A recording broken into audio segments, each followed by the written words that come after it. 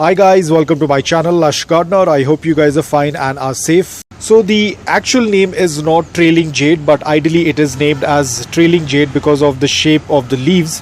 The actual name of the succulent, I'll put it on the screen because this is a variety of Senecio. Yes, the same Senecio blue chalk stakes are string of pearls, which are also the Senecios. It's the same variety. They belong to the same variety of the Senecio genus. But because of the leaves, ideally they are called as trailing jade because they tend to trail downwards and the leaves tend to look a lot like the jade plant. Now this pot is a complete mess. I had made this arrangement long time ago. Even there is a rain lily that is growing in this pot. There are some Crassula muscosa. There is my Kalanchoe, which is also growing, and then I have a small little Aeonium that is also growing. So this was a pot that was completely messed up because I was not able to take care of it. I was away, but it still thrived. It's still doing quite well. I'll have to do a lot of cuttings and again make this pot look a little bit presentable, but I kind of like the messy look, so I've just left it as it is. I've let them grow. I have let them grow the way they want, so I will be doing a cutting very soon. The Kalanchoes are looking absolutely amazing. As you can see, they are looking beautiful. A lot of these aerial roots, which is absolutely fine. And overall this is what the Senecio plant looks like. So this is the trailing jade. So if I have to give you the care requirements, the soil has to be loose, porous and well draining. Water only when the soil is completely bone dry, or you will be able to see wrinkles. I'm not able to see any wrinkles on them right now, but as and when the plant gets dehydrated, it will show a lot of signs of wrinkling, which indicates that it requires water. Now talking about sunlight, now this plant over here, it looks green in color, but when you expose it to direct sunlight, it gets very reddish in color. I will put up the picture if I can find. It turns out very red in color, so it can handle a good amount of morning direct sunlight for 5 to 6 hours after acclimating it. But ensure that you acclimate it before putting it out in direct sunlight. Now mine is pretty green because it was not exposed to a lot of light. It was in a indirect bright light, so the colors are not very bright, but as and when I'm going to expose it to direct sunlight, the leaves will start to turn red. Mealybugs are not much of an issue. It's a very easy to grow plant. That's why I'm putting it in level easy, because even if you're a beginner, you can definitely grow this succulent without any hassle, as long as you keep the basic care requirements in mind. As I said about the dormancy, they do go dormant during the summers, and winter is their growing period because they belong to the genus of Senecio, so they work according to that.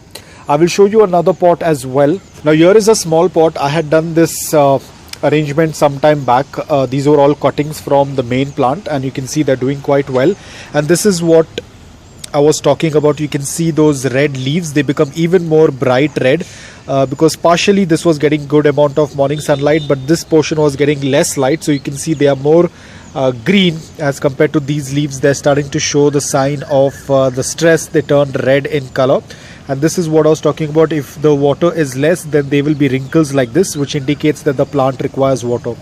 Again over here you can see the red color. The coloration starts coming up as and when the plant is getting stressed.